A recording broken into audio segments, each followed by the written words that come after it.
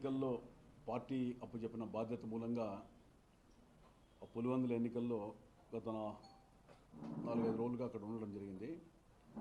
దీంట్లో ఏదో కథలుగాను పత్రికా ముఖంగాను రకరకాలు వచ్చాయి. ఈ సాక్షి మోహన్ బాబు కూడా ఏదో రాశాడు, నువ్వా నేనా అని ఇదంతా ఆర్టికల్స్ వచ్చాయి. నువ్వా నేనా అని ఆర్టికల్స్ వచ్చాయి. దీంట్లో రాశాడు చాలా, ఇది అనంతపురం డెవలప్మెంట్ కుంటుపడిపోతుంది దీనివల్ల అని. అయ్యా బాబు సాక్షి మహానుభావుడా,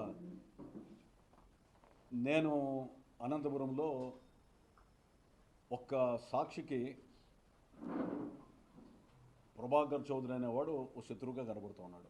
మరి ఆయనకున్న బంధాలు అనుబంధాలు ఏమున్నాయో నాకైతే తెలియదు వేరే వాళ్ళతో. అదేవిధంగా జిల్లాలంతా కూడా మిగిలిన తెలుగుదేశం పార్టీ దీని మీద విమర్శలు గుప్పిస్తూ ఉంటారు. ఇంకొక యూట్యూబ్ ఛానల్ కూడా అంతే. అనంతపురం వచ్చే వాళ్ళకే పాపం ఎందుకో జిల్లా హెడ్ క్వార్టర్లో అపారమైన ప్రేమాభిమానాలు నా మీద కనబరుస్తూ అనునిత్యం నన్ను స్మరిస్తూ ఉంటుంది యూట్యూబ్ ఛానల్. ఈ సాక్షి కూడా అదేవిధంగా ఉంది. మరి ఆత్మ గుండె మీద చేసుకొని చెప్పాలా, జిల్లాలో మరి సాక్షి పాలసీ ఏంటి, ఆ సాక్షి రిపోర్టర్లుగా తమ ధర్మాన్ని ఏ విధంగా నిర్వర్తిస్తున్నారో ఒకసారి చూడండి. నేనేం ఎమ్మెల్యే కాదు, నేను ఎమ్మెల్సీ కాదు, లేదా నాకేదో పార్టీ ఇచ్చిన కార్యక్రమాలు నేను చేస్తున్నా. అధికారంలో నేను లేను. ఎక్కడైనా అధికారంలో ఉన్న చోట అడపాదడపా ఏమైనా జరిగితే ఒకవేళ మీ ధర్మాన్ని మీరు నిర్వర్తిస్తే తప్పులేదు. కానీ కక్షగట్టి స్పెషల్ ఆర్టికల్స్ రాసి ఏదో ఇంకొకరితో ఎవరికో నాకేదో పోటీ, నాకు ఎవరు పోటీ కాదు, నాకు నేనే పోటీ, నాకు ఎవరితో కూడా పోటీ అనేటువంటిది కాదు. దాంట్లో రాశాడు అభివృద్ధి కుంటపడిందని. నేను సాక్షి వాళ్ళని మిగిలిన ప్రజలు కూడా చెప్తూ ఉన్నా. మున్సిపల్ చైర్మన్గా ఇచ్చిన 5 ఏళ్లలో 4 రిజర్వాయర్లు ఉంటే మరీ 4 అభివృద్ధి గురించి మాట్లాడుతున్నారు కూడా చెప్పాను. 4 రిజర్వాయర్లు ఆ రోజు ఉంటే మళ్ళీ 5 ఏళ్లలో డబ్బులు లేకపోయినా 4 రిజర్వాయర్లు అడిగినంగా కట్టా. ఇది ఆత్మసాక్షికి గుండె మీద చేసుకొని చెప్పానండి, అభివృద్ధి కాదా. నేను ఎమ్మెల్యేగా గెలిచిన తర్వాత ఒక 20 ఏళ్ళు నీళ్ళ సమస్య లేకుండా ప్రపంచ బ్యాంకు నిధులు మునిగిపోతూ ఉంటే 11 ఎలివేటర్ రిజర్వాయర్లు కట్టాలని చెప్పి ప్రపోజల్ పంపించి ఈ పొద్దు రిజర్వాయర్లన్నీ కూడా కట్టారు. 20 సంవత్సరాల అంతరానికి తాగునీరు సమస్య ఉండదు. ఇది మరి ఆయనకి డెవలప్మెంట్ కనపడలేదా? జీవిత కాలంలో ఎవరైనా వైఎస్ఆర్సీపీలో గతంలో ఉన్న నేతలకి మీకు గుర్తొచ్చిందా? అధికారంలో ఉన్నటువంటి వాళ్ళకి ఏమైనా కళ్ళు మరి కనపడటం లేదా? శిల్పారామం అనేటువంటి శ్రమదానం చేస్తే 72 ఎకరాలు చేశాను. మున్సిపాలిటీ పరిధిలో కుందేళ్ళు కోసుకొని జింకలు రకరకాలుగా ఉంటే మళ్ళీ ఎమ్మెల్యే అయిన తర్వాత దాన్ని ప్రభుత్వ ఆధీనంలో తీసుకొని వచ్చి శిల్పారామం కింద మళ్ళీ 100 ఎకరాలు చేసి అక్కడ ఫంక్షన్ హాల్ కావచ్చు, గెస్ట్ హౌస్ కావచ్చు, ఇవన్నీ కూడా కట్టడానికి దోహదపడ్డాను. అది ఒక అనంతపురం జిల్లాకే తలమానకం. అది నిజం కాదా అని అడుగుతున్నా. పార్కుల్లో జిమ్ములు పెట్టడం కానీ, కమ్యూనిటీ హాల్స్ కట్టడం కానీ, తర్వాత అంతెందుకు సూపర్ స్పెషల్ హాస్పిటల్ ఈరోజు అది రాష్ట్ర విభజనలో అంశాన్ని పట్టుకొని తీసుకొని వచ్చాము. అది డెవలప్మెంట్ కదా, వాళ్ళకి కనపడదా అని నేను అంటే గుర్తు చేస్తున్నా, నా ధర్మం కాబట్టి. చెరువు కట్ట మీద రోడ్ వేసాం నేను ఎమ్మెల్యేగా, అది కాదా? ఈరోజు చెట్లు మున్సిపల్ చైర్మన్ కానీ ఎమ్మెల్యే కానీ విపరీతంగా నాటి దాన్ని సంరక్షించాం, అది డెవలప్మెంట్ కాదా? తర్వాత అంతెందుకు ఈ తాగునీటి సమస్య కాదు, రకరకాల కొత్త రోడ్లు వేసాం. ఈరోజు సూర్యనగర్ రోడ్డు మున్సిపల్ చైర్మన్గా నేను వేసిన రోడ్డు, అది బస్టాండ్ నుంచి గుత్తి రోడ్డు పోయేది నేను వేసిన రోడ్డు. ఎంత గొప్ప మనుషులంటే 2000 సంవత్సరంలో నా పదవి పోతే 14 ఏళ్ల తర్వాత 2014లో ఎమ్మెల్యే అయితే అంతవరకు సూర్యానగర్ రోడ్లో గుంతలు అట్లే ఉన్నాయి.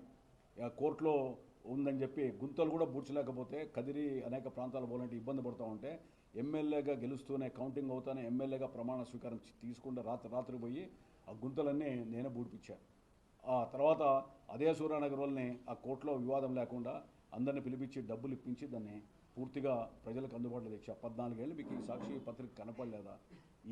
ఇది డెవలప్మెంట్ కదా. ఇంకా ఏదో కొంతమంది మాట్లాడుతున్నారు, వాగుతున్నారు డెవలప్మెంట్ గురించి. డెవలప్మెంట్ నాకు నేర్పించడం ఏంటి? నన్ను చూసి చాలామంది నేర్చుకున్నారు డెవలప్మెంట్. తర్వాత అంతెందుకు ఈరోజు హౌసింగ్ బోర్డు రోడ్డు ఉంది. ఆ రోజు నేను చైర్మన్ అయినప్పుడు మట్టి రోడ్డు, అది హౌసింగ్ బోర్డులో ఉన్న వాళ్ళు తెలుస్తారు. తాగునీళ్ళు లేవు ఆ ప్రాంతంలో. ఆ రోజు తాగునీళ్ళకి రిజర్వాయర్ కట్టి ఈఎల్ఎస్ఆర్ ఒకటి కట్టించి, అదేవిధంగా ఆ రోడ్డు కూడా సుబ్బానాయుడు కాంట్రాక్ట్తోనూ ఆ రోజు తార్ రోడ్డు బీటీ రోడ్డు వేయించి నవోదయ కాలనీ దగ్గర జన్మభూమిలో కంప చెట్లను కూడా తీయించాను. తీసిన తర్వాత కోర్టులో స్టే ఉందని చెప్పి 2000 వరకు అది నడిపింది. 2000 నుంచి 14 ఏళ్ళు ఆ కంప చెట్లలోనూ సమాధుల్లోనూ పోవడానికి కూడా అనుమతి ఇవ్వలేని పరిస్థితి. ఎమ్మెల్యే అయితే రాత్రి 12 గంటలకు కుర్చీలో కూర్చొని నేను బలవంతంగా తార్ రోడ్ వేయించి నీకు డబ్బులు కావాలంటే ఇస్తాం కానీ నేను మీరు రోడ్ వేయాల్సిందని చెప్పి ప్రజల కోసం వేసాం. ఇది డెవలప్మెంట్ కదా? మీకు ఎప్పుడన్నా 14 గంటలు గుర్తొచ్చాయా? అంతెందుకు, ఈరోజు ఎన్టీఆర్ మార్గ్ ఉంది. ఆ రోజు చెరుకట్ట మీద నుంచి ఎన్టీఆర్ మార్గు బస్ స్టాండ్ వరకు తీసుకురావాలని చెప్పి గుర్తు రోడ్ వరకు తెచ్చాం. తెచ్చిన తర్వాత నేను చైర్మన్గా దిగిపోయాను. 14 గంటలు అధికారం లేదు, ఆ మట్టి రోడ్డు అట్లే ఉన్నాయి. ఎమ్మెల్యే అయిన తర్వాత మళ్ళీ 11 కోట్లు వాళ్ళందరూ కూడా ఆ రోజు మా నగరపాలక సంస్థ మా ఆధీనంలోనే ఉంది. నగరపాలక సంస్థలో మాట్లాడి ఆ రోజు మేయర్, డిప్యూటీ మేయర్, కార్పొరేటర్ నేను కూడా సమిష్టిగా కూర్చొని లేదని చెప్పి ఆ రోడ్డు అంతా కూడా బీటీ రోడ్ వేసాం. అది నిజం కాదా? గుర్తు రోడ్డు వరకు ఇది డెవలప్మెంట్ కదా? కొత్త రోడ్డు మీ జన్మలో సాక్షిని అడుగుతున్నా, ఒక్కరోజు మీరు ఏదైనా వేశారా? మీ వెనకుండి ఎవడు నడిపిస్తున్నాడో వాడేపించాడా ఎవడైనా? ఒక రోజన్నా వేయగలరా? ఏంటి ఈ దురాగతం? మాట్లాడేదో నోరిప్పలేరులు అని చెప్పి మాట్లాడుతూ ఉంటే పదే పదే ఇది మాట్లాడమేంటి? తర్వాత అభివృద్ధి కుంటుపడింది, ప్రజాస్వామ్యం కుంటుపడింది. ప్రజాస్వామ్యాన్ని కుంటుపడ్డారని నేను కారణమా? సాక్షి ఆత్మసాక్షికి చెప్పానండి. ప్రజాస్వామ్యం ఎవరి వల్ల పోయింది? 5 ఏళ్లలో పోలీసులు అడ్డం పెట్టుకొని మీరు దుర్గతాలు చేశారు, మీరు దుర్నీతిని పాల్పడ్డారు. ఎక్కడే కానీ ధర్నాలు కానీ లేదా ఎక్కడ ఏమి జరగకుండా చేశారు. అదేవిధంగా అదే సంప్రదాయాన్ని అనంతపురంలో ఒడిగట్టి ఎవడన్నా ప్రెస్ మీట్లు పెట్టకూడదు, ఎవడన్నా కానీ సదస్సులు పెట్టకూడదు అనే సాంప్రదాయాన్ని మీరు ఒడగట్టి ఈరోజు అనంతపురంలో ప్రజాస్వామ్యానికి మీరు గొడ్డలు పెట్టిగా తయారైన ఆత్మసాక్షిని నేను కోసం చేస్తున్నా. ఇది కరెక్టా మీరు రాయడం అనే పత్రికలో? మీరు ప్రజలకు సంబంధించిన సంక్షేమ పథకాలు ఏం లేవా? లేదా అభివృద్ధి ఉందా? లేదా ఏమైనా ప్రభుత్వానికి వ్యతిరేకంగా ఏమైనా ఉంటే వార్తలు రాయండి, దాన్ని మేము సరిదిద్దుకుంటాం, ఏమైనా చేయొచ్చు. సమాజంలో ఇంక వేరే ఏమీ లేవా? ఈ ఆర్టికల్స్ అయినా మీకు కావాల్సిందే? ఇంకేమి కళ్ళకు కనపడలేదా? మీ కళ్ళకు కనపడేది మాత్రం ఒక ప్రభాకర్ చౌదరి తప్ప ఎవరు కనపడేదట్లా కనపడడం లేదు. దానికి కారణం ఆ యొక్క విలేకరు ఎవరైతే ఉన్నారో ఆ బంధం అనుబంధం ఏంటని. ఇంకొక ఆయన రాశాడు, చీకటి మిత్రుడు అంట. నేను ఒక ఆయన ఎవరు స్టేట్మెంట్ ఇస్తే యూట్యూబ్ ఛానల్ వచ్చింది. ఆ మహానుభావునికి చెప్తా ఉండ, నేను సాయంత్రం అయితేనే ఓ ఫుల్ బాటిల్ కొట్టాలా అనేటువంటి ఆలోచన నాకు లేదు. నేను ఎక్కడ నాకు మందు వాసన ఎరగను. నేను కార్డ్స్ ఆడేది నాకు రాదు. ఇంకా వేరే అలవాట్లు కూడా చీకటిలో చేసేటివి నాకు రావు. ఆ చీకటి మిత్రులు ఎవరంటే అలవాట్లు ఉన్నాడు, ఎవడన్నా చీకటి మిత్రులు ఉన్నాడేమో ఒకసారి వాళ్ళని ఎవరో రాసిన వాళ్ళని ఒకసారి చెక్ చేసుకోమని చెప్పి చెప్తున్నా. నాకు చీకటి అనంత వెంకటరామరెడ్డి నాకు చీకటి మిత్రుడా? 5 సంవత్సరాలు పోరాటం చేశారు అనంత వెంకటరామరెడ్డి మీద. ఈ నియోజకవర్గంలో అనంత వెంకటరామరెడ్డి మీద అనేక రకాలుగా ఉద్యమాలు చేశాము. మున్సిపల్ ఎన్నికల్లో పోటీ పెట్టాము. నా క్రషర్ ఏదైతే ఉందో ఆ రోజు పెద్దిరెడ్డి రామచంద్రరెడ్డి జిల్లా ఇన్ఛార్జ్ మంత్రి ఉంటే నా మీద ఫైన్లు వేశారు. తర్వాత నా కొడుకు క్రషర్ కొత్త పెట్టుకుంటే కూడా అర్ధరాత్రి తీసేసాం. ప్రభుత్వంలో మనకు ఫైన్లు పడతాయి, మైనింగ్ డిపార్ట్మెంట్, మైన్స్ మంత్రినే.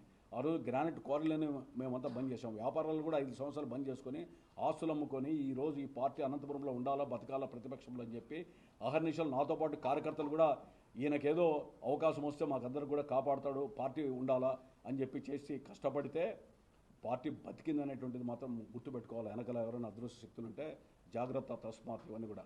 అంతేకాదు ఇంకా ఏం మాట్లాడుతున్నారు? ఒక ఆయన ఒకరిద్దరు ప్రెస్లో ఇచ్చారు, చంద్రబాబు నాయుడు గారు జైల్లో ఉంటే సంబరాలు చేసుకున్నోడు దాన్ని పార్టీ నుంచి సస్పెండ్ చేయమని అడుగుతాడా? చంద్రబాబు నాయుడు జైల్లో ఉన్నప్పుడు సంబరాలు చేసుకుని, అయ్యా బాబు 5 ఏళ్ళు ఎక్కడ పెట్టినైనా నువ్వు? కార్యకర్తల మీద కేసులు ఉన్నాయి, రా అవన్నీ తీపిస్తురా. మా మీద కేసులు ఉన్నాయి. 5 సంవత్సరాలు మీరంతా ఎక్కడ పోయారు? ఆ రోజు మీ కళ్ళు లేవా, చెవులు లేవా, గుండెకాయ లేదా? ఆ రోజు చంద్రబాబు నాయుడు గారు జైల్లో పడితే బయటకు వచ్చి పోరాటం చేసింది అనంతపురం ప్రజలు, కార్యకర్తలు. వేలాది మంది బయటకు వచ్చాం. రాష్ట్రంలో మొట్టమొదటి బయటకు వచ్చాం. నాతో పాటు ఆ రోజు సిబిఐ జగదీష్ గారు కూడా వచ్చారు. మీరు పార్టీ జిల్లా కేంద్ర కార్యాలయానికి పోయి అడిగే హక్కు మీకు ఎవరు ఇచ్చారు? రానాయన సస్పెండ్ చేపిస్తారా అంటే ఎప్పుడు చేపిస్తారు? ఇంకొక ఆయన మాట్లాడతాడు, ఇంకొక ఆయన అసలు 5 సంవత్సరాల్లో ఏ పార్టీలో ఉన్నాడో తెలియదు, అమాంతంగా మన అధికారం వస్తేనే పసుపు కండువా వేసుకొని మాట్లాడుతున్నాడు. ఇంకొకరు ఎవరో ఆయన వాళ్ళ పేర్లు ఉచ్చరించడానికి కూడా సిగ్గుపడుతూ ఉన్నాను. ఎందుకంటే దీన్ని ఎందుకు చెప్పాల్సి వస్తుందంటే మా కార్యకర్తలంతా కూడా దాని కౌంటర్గా ప్రెస్ మీట్ పెడతామంటే మీరు ఎవ్వరు మాట్లాడదని నేను మాట్లాడతాను. ఎందుకంటే వేరే అవకాశాలు ఇవ్వకూడదని.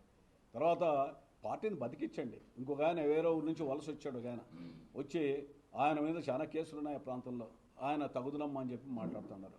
ఎందుకు వస్తూ ఉంది మీకు ఇది? ఎవరు దీనికి ఆద్యం పోస్తూ ఉన్నారు?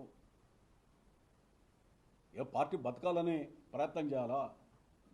నేను ఒక పార్టీలో బాధ్యతాయుత వ్యక్తిగా ఉన్నా కాబట్టి కొన్ని విషయాలు చెప్పలేకుండా పోతున్నా. టైం వచ్చినప్పుడు అవన్నీ కూడా చెప్తాను, మాట్లాడతా, ఇవన్నిటి కూడా సమాధానాలు ఇస్తాం. ఇంకా ఎవరైనా అనుమానాలు ఉంటే, ఇంకా ఏమైనా కూడా ప్రశ్నలు ఇస్తే కూడా సమాధానం చెప్తాం. దీనికి డెవలప్మెంటే చేయలేదని చెప్పి సాక్షులు రాపిస్తే డెవలప్మెంట్ నేను ఏం చేశానో డెవలప్మెంట్ అనేది ప్రజలను అడిగితే చెప్తారు. అనంతపురానికి జిమ్ములు లేవు, మున్సిపాలిటీ నుంచి ఆ రోజు జిమ్ పెట్టించాను. తర్వాత గార్బేజ్ సిస్టమ్ మార్చాము. అప్పట్లో పాత ట్రాక్టర్లు ఉండే, హై స్పీడ్ వెహికల్స్ కొనుక్కొని ఇచ్చాం. ఓ గుండె మీద చేసుకొని భారతదేశంలో ఏ మున్సిపాలిటీ అయినా కూడా డోర్ నెంబర్లు మార్చారా? అనంతపురంలో మార్చారు, ప్రభుత్వ పరిమితి తీసుకొని. అనంతపురంలోనే నేను వచ్చిన తర్వాతనే F2/S2 ఇట్లా రకరకాలుగా ఉంటే డోర్ నెంబర్లుండే ఒక ప్రణాళికబద్ధంగా మార్చాం. 1000 ఇల్లు సెక్టర్ వేసి. ఎక్కడైనా వేరే చోట మున్సిపాలిటీ ఇంతవరకు మార్చారా? మనం ఇతరులకు మార్గదర్శమయ్యాం. చాలామంది అనంతపురంలో డెవలప్మెంట్ చూసేమన్నా. ఆ రోజు మున్సిపాలిటీ సిబ్బంది జీతాలు కూడా మున్సిపాలిటీ ఇవ్వాలి, ప్రభుత్వం ఇస్తూ ఉంది. ఇప్పుడు చంద్రబాబు నాయుడు గారు ఒక పక్క కష్టపడతా ఉంటే ముఖ్యమంత్రిగా, తర్వాత ఏదో విభజన రాష్ట్రంలో పనులు చేయాలని అనుకుంటా ఉంటే ఈ రకరకాలుగా ఇంకేమీ సమస్య లేనట్లు, తర్వాత ఇవన్నీ కూడా పెద్ద పెద్ద ఏదో రకంగా మాట్లాడుతూ ఉంటే మీకు అవకాశాలు ఇచ్చినప్పుడు పోయి ప్రజలకు పని చేయండి, మంచిని పెంచుకోండి, మంచి పేరు తెచ్చుకోండి. ఎవరు అడ్డం వస్తున్నారు మీకు? సాక్ష్య పత్రికకి అడ్డం రావడంలా, సాక్ష్య పత్రిక నడిపే వ్యక్తికి అడ్డం రావడంలా. చేయండి, బాగా డెవలప్ చేయండి, నేను వద్దంటున్నానా? చీకటి మిత్రులు, నాదంతా ప్రభాకర్ చౌదరి ఒకటే, డైరెక్ట్గా స్ట్రైట్ ఫార్వర్డ్గా ఉంటాం, రాజకీయాల్లో నష్టపడచ్చు. కానీ చీకటి మిత్రులు, అవును నేనే ఆయనతోనే, నేను కూడా. ఎందుకంటే 2014లో నిలబడినప్పుడు ఎంత పంచుకుందాము అని చెప్పి ఆయన ఇంటికి పోయి నేను అడిగా, మధ్యవర్తిని అక్బర్ అట్లా వాళ్ళని పెట్టి, నేను ఇంత 500 పంచుతాను, 500 పంచుతాను, లేదు నేను పంచను, నువ్వు పంచుతావని ఇట్లా మాట్లాడుకొని ఈ రకరకాలుగా అవగాహన మాకు ఉంది కాబట్టే చెప్తున్నట్లు అనిపిస్తూ ఉంది. రకరకాలుగా ఆలోచనలు రకరకాలుగా నాకే హాస్పిటల్లోనో లేకపోతే వేరే దాంట్లోనో నేను ఆయన పంచుకుంటూ ఉన్నాం. చీకటి దీనికి ఆ ఛానల్ అతను కనపడంలా, కళ్ళుండి చూస్తే కదా ఆయన కనపడేది. ఎవరైనా ఇష్టాలు అయిష్టాలు ఉండొచ్చు, కానీ ఆత్మసాక్షి ఒకటి ఉండాలి. ఇది వాస్తవాలు మాట్లాడుతున్నామా, ఏం చేస్తున్నామా? అభివృద్ధి కుంటుపడుతూ ఉంది. నేను ఎవరితో పోటీ, నా పని నేను చేసుకొని పోతున్నా. నాకు ఎవడు పోటీ కాదు, నాకు నేనే పోటీ అని చెప్తున్నా కదా. చరిత్రలో చాలామంది చూసాం. ఎవరో కబద్దార్ ఏదో అవేది పెడితేనో అని అడిగారు. అవే సంస్థ పెట్టిండేదే ఇలాంటి దౌర్జన్యాలకు వ్యతిరేకంగా పెట్టా. ఆ రోజు ఫ్యాక్షన్ మూలాన అనంతపురం జిల్లాలో బలైపోతూ ఉంటే తెలుగుదేశం పార్టీలో నుంచి బయటకు వచ్చిన తర్వాత ఒక స్వచ్ఛంద సంస్థ పెట్టి రాష్ట్రమంతా తిరిగా. హైదరాబాద్లో ఆ రోజు home minister Rajasekhara Reddy CM ఉంటే కూడా జానారెడ్డి హోంమంత్రిని, రోసే ఫైనాన్స్ మినిస్టర్ని, సురవరం సుధాకర్ రెడ్డి గారు, జయప్రకాష్ నారాయణ, అట్లా అనేక అత్యున్నత భారతను పిలిపించుకొని వచ్చి ఆ రోజు ఒప్పించాం. ఇది తప్పు, నరమేధం, హింసకు ప్రతిహింస జవాబు కాకూడదు, కొన్ని కుటుంబాల మధ్య రాజకీయ కులాల మధ్య ఉన్నది సమాజం మీద పడతా అని చెప్పి ఫైట్ చేసి తిరుపతి, విశాఖపట్నం, కడప అనేక ప్రాంతాల్లో తిరిగి ప్రజల్లో చైతన్యం తీసుకురావడానికి ప్రయత్నం చేశాం. పుస్తకాలు రాశాం, సీడీలు రాశాం. ఆ రోజు రాజశేఖర రెడ్డి ప్రభుత్వంలో కూడా ఎవరు కూడా దీన్ని అడ్డుకుంటామని చెప్పలేదు. అదే రాజశేఖర రెడ్డి గారు నన్ను పిలిపిస్తే ముఖ్యమంత్రిగా రాయలసీమ ప్రాంత వాళ్ళందరూ దుర్మార్గులుగా చిత్రీకరించడం కరెక్టా అంటే నేను చెప్పాను, నేను రాయలసీమ వాడినే, తప్పు మీకు చెడ్డ పేరు వస్తుందని చెప్పి ఆ రోజు ముఖ్యమంత్రి చంద్రబాబు రాజశేఖర రెడ్డి గారు చెప్పాను. నేను ఆయన ఇంట్లోనే ఆ ప్రోగ్రాంకి ఆహ్వానించాను. 2004లో రాలేక హోమ్ మినిస్టర్ని పంపుతా ఉన్నాడు. ఇట్లా ఆ దమ్ము ధైర్యం నాకుంది. మీరెంత 83లో యూత్ కాంగ్రెస్ ప్రెసిడెంట్ అయ్యా, ఇప్పటికి 42 సంవత్సరాలు అవుతుంది. అంత వయసు కూడా లేని వాళ్ళు మీరు మాట్లాడుతూ ఉంటే దానికి ఎంత సమాధానాలు ఇవ్వాలో ఏమి ఇవ్వాలో కూడా ఆ దమ్ము చావా నాకో లేదా మనుషులకో లేక కాదు. ఒక క్రమశిక్షణ గల పార్టీలో ఉన్న కొన్ని హద్దులు ఉంటాయి, కొంత పరిధి ఉంటుంది. ఆ పరిధి కోసం పడుతున్నా. ఒకవేళ ఈ సహనాన్ని చేతకాంతరంగా తీసుకుంటే మీరు పిచ్చి వాళ్ళు, మీ పిచ్చి భ్రమల్లో ఉన్నారని చెప్తున్నా. ఈ సహనం అనేదానికి, నిశ్శబ్దం అనేదానికి ఓ విప్లవానికి ముందు వచ్చేటువంటి సంకేతం. నిశ్శబ్దానికి ఓ విప్లవం అనేది ఎప్పుడో ఒకసారి పెళ్ళుబుకుతుంది, అది గుర్తుపెట్టుకోండి.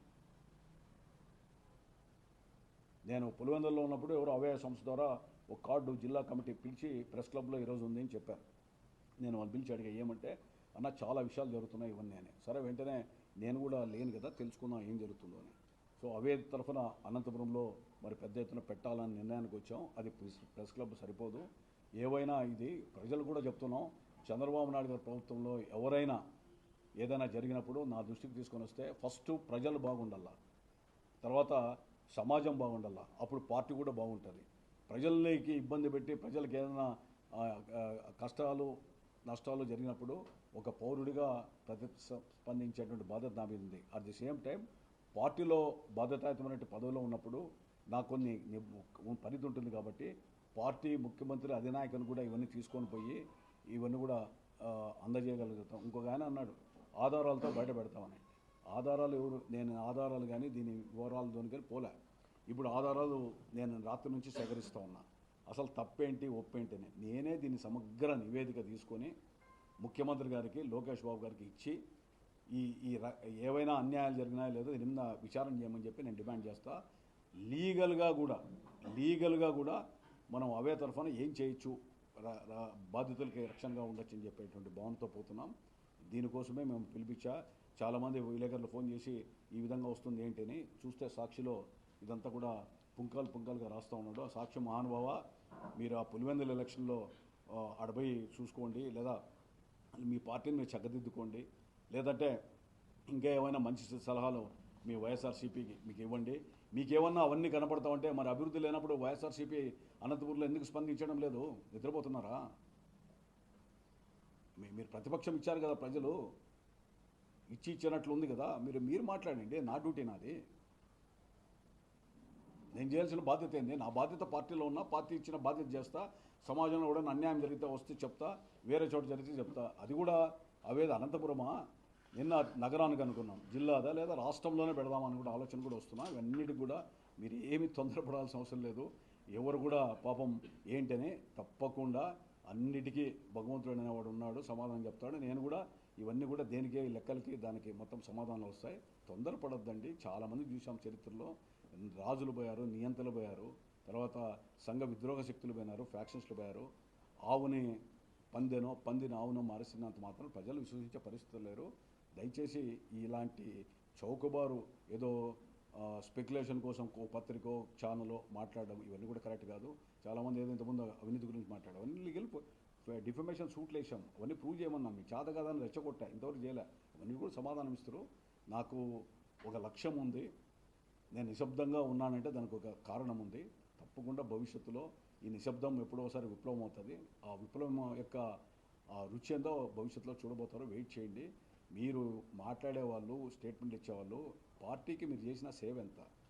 మీరు ఏదైనా ఉంటే చంద్రబాబు నాయుడు గారి దగ్గర పోండి, లోకేష్ బాబు దగ్గర పోండి, పార్టీ అధినాయక హైకమాండ్ పోయి ఉంచుకోండి. మీరేంది ఈ విలేకరులకు ఇచ్చి, సాక్షులకు ఇచ్చి, ఆడాడ రాపిచ్చి ఇవన్నీ చేసేయడం ఏంటిది? ఏ సాంప్రదాయం ఇది?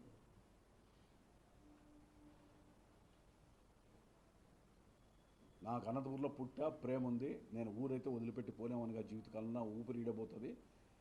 ఊరు ఇడిచిపెట్టి పోయే వాళ్ళు ఎవరు ఉండరో రేపు పొద్దున భవిష్యత్తులో మీకే దాని అంతా అంతర్మోదనం చేసుకుందరు. మీ ఆత్మసాక్షి మీకు సమాధానం చెప్పుకుందరు. ఇక్కడ పార్టీ బతకాలని కూడా కోరుకుంటూ ఉన్నాం. మరి ఏదో వచ్చిపోయేటువంటి పరిస్థితిలో కాదు. ఇవన్నీ కూడా మీ వయస్సు ఏంటి, మీ అనుభవం ఏంటి, సామాజికంగా మీకున్న సేవ ఏంటి, మీ అర్హత ఏంటో కూడా ఒకసారి చూసుకోవాలా. అది ఆ రకంగా ఆలోచించమని మీ ద్వారా చెప్తూ ఉన్నాను. లేదు ఇదే మా పంతాను అంటే నాకేం నష్టం లేదు. ఎందుకంటే పార్టీ కూడా దృష్టికి తీసుకొని పోయి అనుమతి తీసుకొని ఇంకా కార్యాచరణ ప్రణాళికలు సిద్ధం చేయమంటే దానికేం సంసిద్ధంగానే ఉన్నా. కాకపోతే ప్రొవైడెడ్ పార్టీ కట్టుబడి ఉన్నాను కాబట్టి చెప్తూ ఉన్నా. లేదంటే మీరు పార్టీ నుంచి ఎట్లా ఎక్స్పెల్ చేపిస్తూ ఉంటుంది, సస్పెండ్ చేపిస్తారు. చేపించేస్తే ఇంకా నాకు ఇంకా చాలా బాగుంటుంది, సంతోషంగా ఉంటుంది. కార్యాచరణ ప్రణాళికను కూడా నేను ప్రకటించవచ్చు.